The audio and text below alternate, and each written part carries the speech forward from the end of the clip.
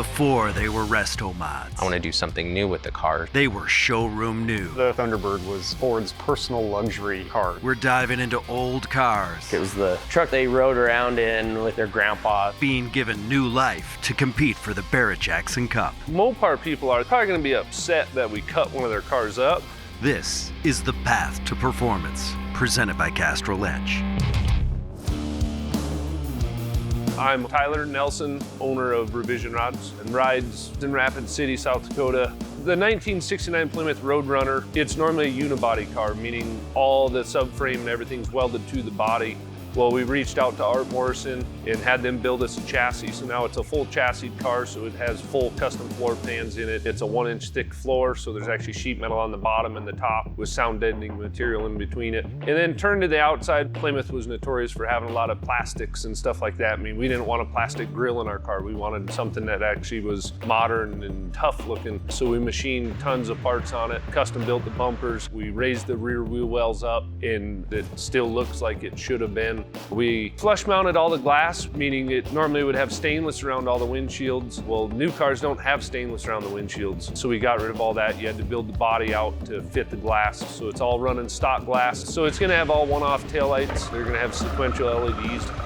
Part of this build, you know, having this big elephant motor and being a full chassis car is obviously the motor was too tall and it stuck above the hood. I think it's about 6 inches. Well, we didn't want a 6-inch cowl hood on a Road Runner. We wanted to try and keep what a lot of the Road Runner people find very unique is the hood, how it has the 2 separate vents on each side as part of the ram air setup. So we ended up raising all of that up and then built a cowl hood on top of that. So the hood actually doesn't look like it's raised 6 inches to clear that huge blower, but it's actually raised 6 inches. And then we 3D scanned the hood so we can now machine the vents to look like the Mopar ones, but we obviously tweaked them and changed some angles.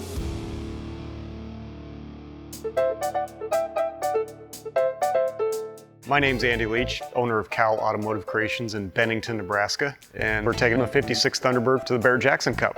The '56 Thunderbird was Ford's personal luxury car. They had a lot of features that most cars did not. The Corvettes were more of a race car, didn't even have roll-up windows, where here you had the Thunderbirds that had power windows, power seats, power steering, power brakes. So Ford was really trying to hit on the luxury thing.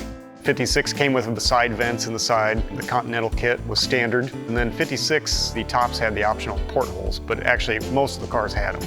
It's always interesting when you're tearing one of the first year runs of something, and this Thunderbird's a perfect example. Ford was still trying to figure it out. So you see a lot of things where clearly it was an afterthought, or they're trying to still work through the problem as they were producing the cars. So low volume, low production. So just like anything else, they're figuring it out just like we are. I'm Donnie Hall, owner of Streamline Custom Designs. And we are bringing 2 cars to the Barrett-Jackson Cup. Grab onto this if we can. A 1966 Corvette C2 custom convertible roadster and a 1953 Chevy 3100 pickup. So Peter Brock designed the C2 Corvette, and you don't have to do much to a Corvette to make them cool, just because they were cool from the factory. As far as the trim packages, it wasn't really a big block car that we started with, but we put the big block hood on it. A lot of guys do like the Stinger hood, which is on the 67 split window, and everybody does that hood. So I did the big block hood as something different. I knew nothing about Corvettes until we started building them. And then once I started working on them, I grew a huge appreciation and actually grew a love for these cars. You learn so much about it as you're building. The lines is what does it for me. There isn't really a straight panel on a C2 Corvette. Everything kind of comes in and then swoops and rolls back. The tops of the fenders are just teardrops. Everything on it's just very sporty and like a rocket. The 47 to 54 Chev pickup trucks, very round, bubbly, but a lot of people just really love them because that was their farm truck. It was the truck that they rode around in with their grandpas and stuff like that. So they already have the love for it. So all these guys come and they want to do something, but they want it more custom and put more of a modern twist on them. But I think it's the roundness of those trucks. The grills on them are very elegant looking. They're actually a beautiful truck. They got a lot of beautiful lines on them. And then we just do a lot of just very subtle changes to it. My name's Tony Army, owner of American Legends, Phoenix, Arizona, and we're bringing a 1966 Chevelle to the Barrett-Jackson Cup. The Chevelle started in '64 and it was very blocky and chunky and shares the same chassis as this model behind us does. But it just got a little bit sportier, swoopier. It got a lot better looking. Whoever designed that one, they had their thinking hat on that day. And then '68, they had the Camaro at that point. There was no need to have two sporty little cars.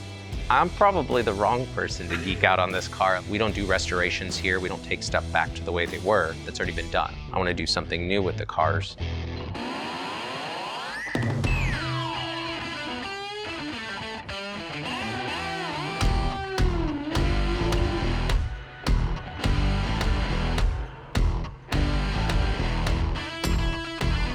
I'm sure a lot of people would have died to have that matching numbers 440 car, but it was a perfect donor car for us. Mopar people are probably going to be upset that we cut one of their cars up because that's how they are.